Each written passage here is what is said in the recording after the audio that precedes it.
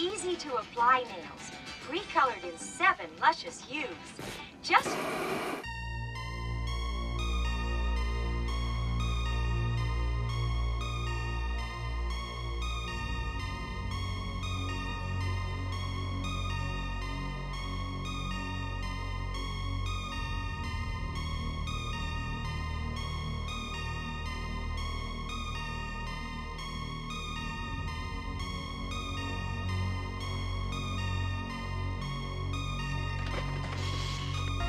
I heard you were dead.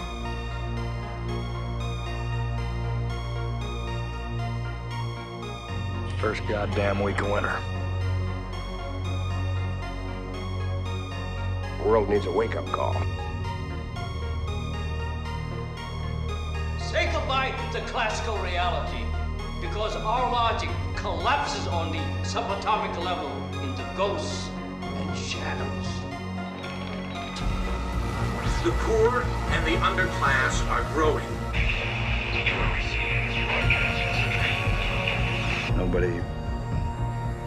Nobody trusts anybody now. We are focused only on our own gain. We are transmitting to Year 1999. This is not a dream. R.J. McCready, helicopter pilot, U.S. Outpost North 31.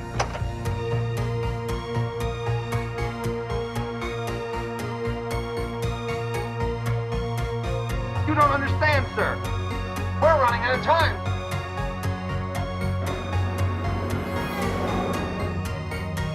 The survival of the human race, Briscoe.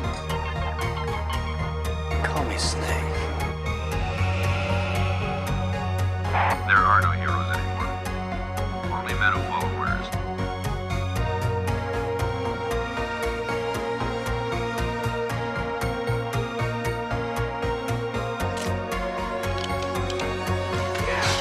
Did you get that?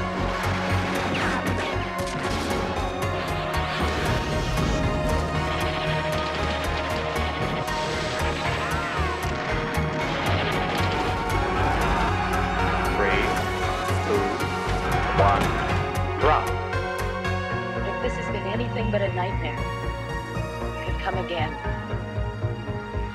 I know I'm human. They don't care. They're not afraid to die. They own everything, the whole goddamn planet. They can do whatever they want. It's an old story with me. I was born out of time. Don't interfere, you can't win.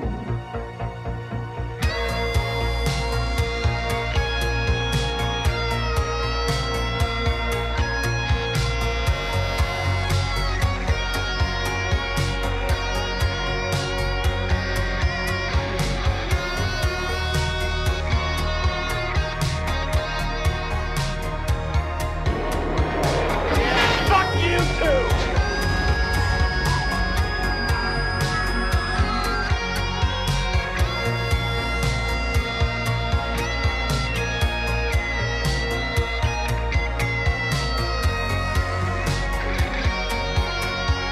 What a beautiful way to die. As a falling star.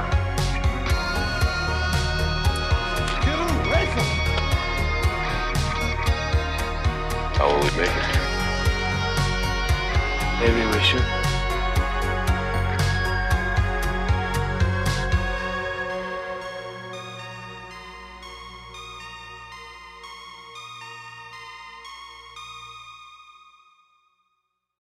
Hello, and welcome once again to the Dr. Zeero Xiron Free Magic Secret Show, where we investigate all forms of magic. We talk about things and stuff. We talk about commentary on the occult world today and various things that are going on with different people. We talk about all the cool music I've been making using Suno and posting on this channel. We talk about the book I wrote called Apex Unhinged, which you can find if you just Google and such. And, we're here to talk about magic. And I've always been one that's been highly interested in alchemy, but I don't, it's my weak suit in that I don't have it all memorized. I love all the symbols, this and that. I love all the terms and the terminologies and such. And, but it doesn't always stick in my mind. I can't just pull it out. But the concepts are all there. And there's something I would like to read to you folks about the Materia Prima, which I'm going to do. And this will be a bit of a lengthy episode. Generally, I like to do episodes, just get them done. But this is going to be one of those that I'm recording over several days probably because it's long-winded. So do stick around for that. But I wanted to start talking about one specific thing, and it has to do with the soul versus the spirit. What is the soul? What is the spirit? Now, there's all kinds of different lines of thought about that. And there is no definitive answer because, we're ultimately, I think, poetically waxing about the experience of humanity and trying to describe it. But, then there's hard realities and such. And, modern science, they're not going to, maybe coalesce with this because, they're very, mathematical and factual and, they can't say this or that or whatever. But let's talk about what we know. When you know, you know. So a bit of a trade secret. Let's talk about the soul versus the spirit. What is the difference? So the spirit is the animating principle. That's the life force, you could say. And the soul is more like, say, if you were the projection of a computer program, the soul would be the code from which that program springs forth. So it's sort of like the human soul is the basis for the template, you could say. It's the working template for which everything else springs forth. And it's obviously a super convoluted process, and there's all sorts of things to that. But there's people who are like, you could change your spirit, but you can't change your soul. You can't rearrange your soul. You can't change it. And I don't believe that's true. There's definitely at your depths, there's a mainframe of information that keeps it moving. And the ultimate essence of the individual is encoded within it.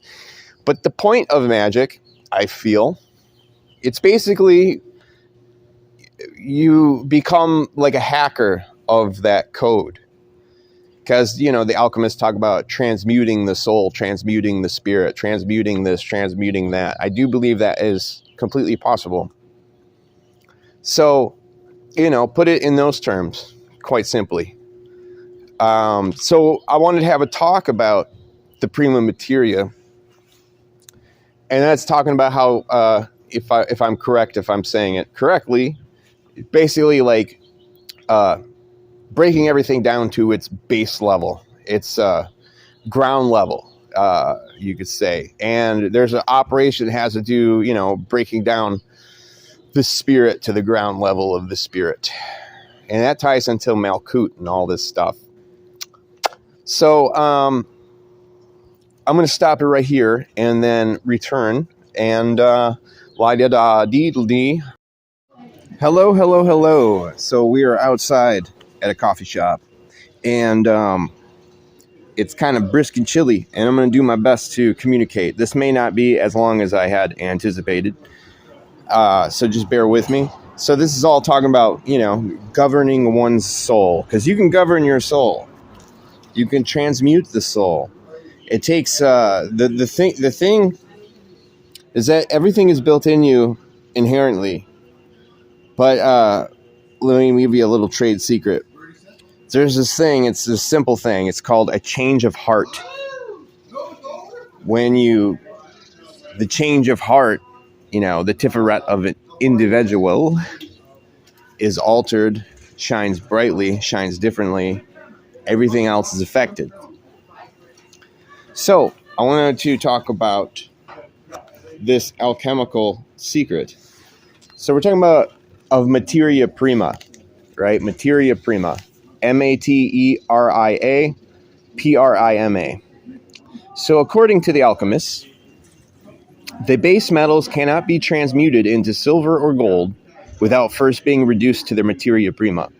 If the base metals are regarded as being analogous to one-sided and imperfectly coagulated states of the soul, then the materia prima, to which they must be reduced, is none other than their underlying fundamental substance. That is to say, the soul in its original state, as yet unconditioned by impressions and passions, and uncongealed into any definite form.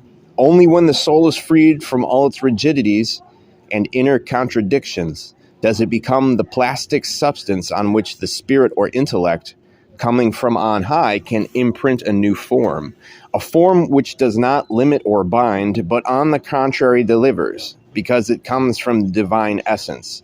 If the form of a base metal was a kind of coagulation, and thus a fetter, the form of a noble metal is a true symbol, and as such an immediate link with its own prototype in God.